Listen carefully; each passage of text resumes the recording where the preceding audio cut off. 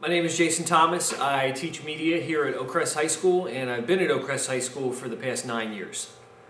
Okay, what social media tools have you used or are you using currently to teach? As far as using social media tools in the classroom, some that I have used and I continue to use are Twitter, YouTube obviously is a big one, and for myself teaching a photography class, I like to use Instagram as well. Flickr is also another one that I try and integrate into my classroom. For photography, it's a great way for the students to promote their class work that they do as far as photography is related, and it's a nice sharing community for artists who practice in the field of photography. So I've been using those off and on now for the past 3 or 4 years. We've also used Twitter in the past to notify the school and school community of events and things that are going on within the performing arts and sporting communities here at the high school as well. How often would you say you use these tools in the classroom as you teach?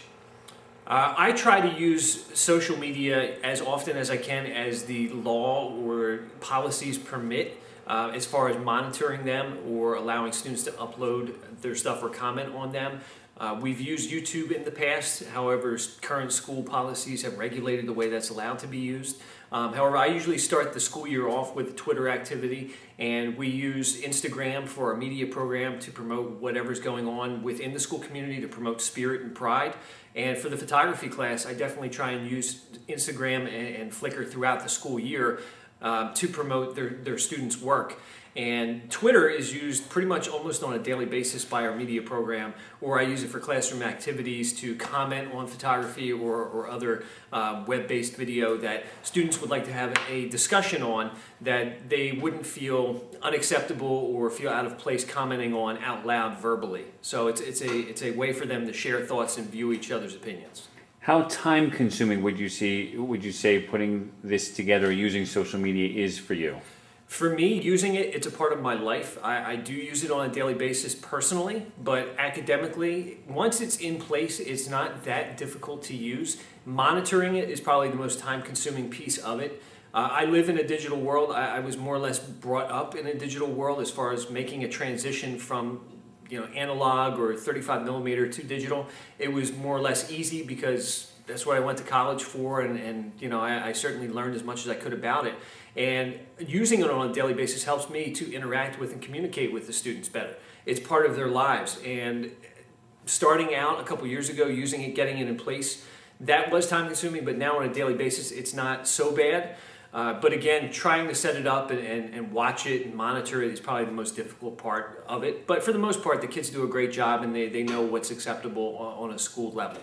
You kind of answered it a little bit, but with what you said with it setting up taking time, do you find you are able to save time more now after the initial setup?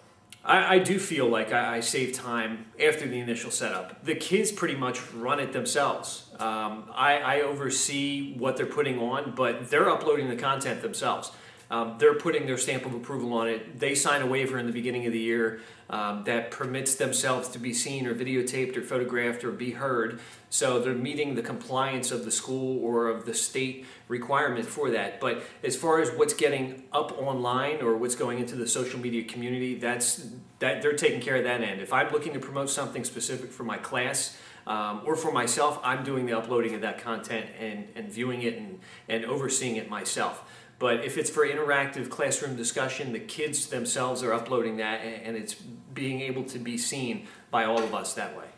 Now, would you say it's enabled you to connect more easily and effectively with the students rather than maybe through traditional means?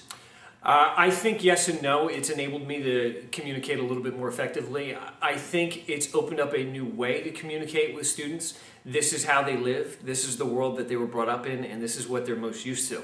And I think it's enabled people who have a difficult time communicating to be able to communicate with the rest of the world. We've had students who have speech impediments or who are deaf or who have learning disabilities where this might be their only creative outlet or avenue to discuss how they feel with others. So that's a definite benefit. However, like most people who are educators, they've seen the communication skills decline on teenagers and adolescents and even college students because of the ease of access to digital media. And that certainly relays into the Twitter sphere and the communication through the visual medium. My big thing is visual storytelling, and I encourage students to speak through moving images or still images, and that's great, but they also need to be able to communicate verbally and explain their work to an audience. And where Twitter and typing and email allow for that to be done in an alternative method, I think the presentation or the speech of one and what they have to say is still the most powerful thing that they can offer to this world, and they still need to be able to deliver on a personal level in front of others to sell themselves and their product. Do you find it policy prohibitive with what you had to teach? I do find policy oftentimes complicates, especially the use of electronic or digital media, and in this case, more specifically, social media. There are so many rules and policies that are in place, not only from the state, but it varies at school levels. The schools have the ability to interpret that social media and web relations, they have the ability to determine how that policy is enacted from a school-to-school basis. The state school boards enacted a new social media policy over the summer, and it was up to the school boards at the local levels to implement their own version of that or take the state's policy.